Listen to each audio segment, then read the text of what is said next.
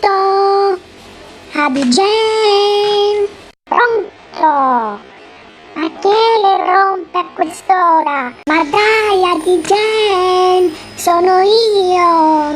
Ah, ho capito! È lo Scemarello di Rignano! Ma dai, Ady Gen, perché mi chiami sempre così? Beh, ma perché ti ci chiamano tutti, non lo sai? Va bene, Ady Gen, va bene. Allora, per questa volta te la faccio passare, però la prossima stai tranquillo, Stai tranquillo. Oh. Ah, mi stai cappando con lo stai tranquillo di Letta?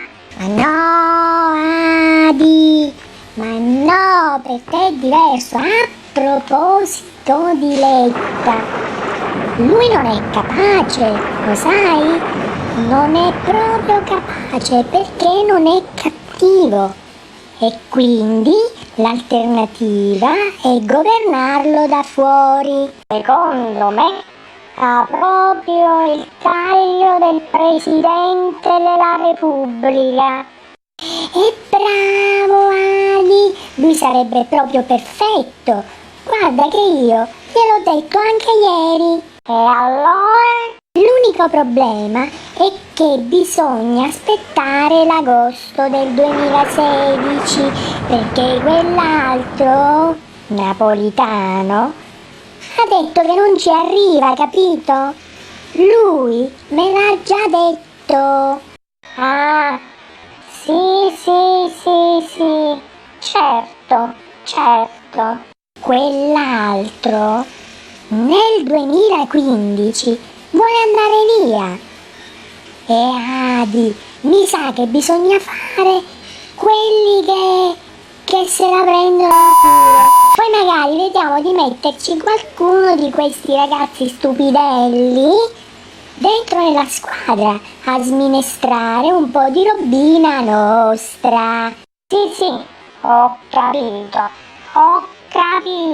Purtroppo si fa così, come tu ben sai. E beh, se non ci sono alternative, perché quello è il numero uno napolitano, odia a morte il Berlusca e il cavaliere non molla. E quindi che vuoi fare? A proposito, Matt, lo sapevi che Lettino e Gennariello tengono per le palle Napolitano? Ma certo che lo sapevo, a causa del figlio Giulio lo tengono per le palle. Me l'ha detto Bimbo Dar.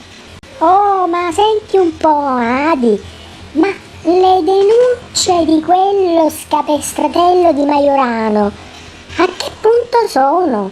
Tranquillo, Puer Matt, tranquillo, è tutto fermo, se no, da mo' che stavi in galera. Scemarello di un Ady, non scherzare, se no ti faccio stare tranquillo pure a te. Ciao. Scusa, era solo una battuta, mia grandissima colpa.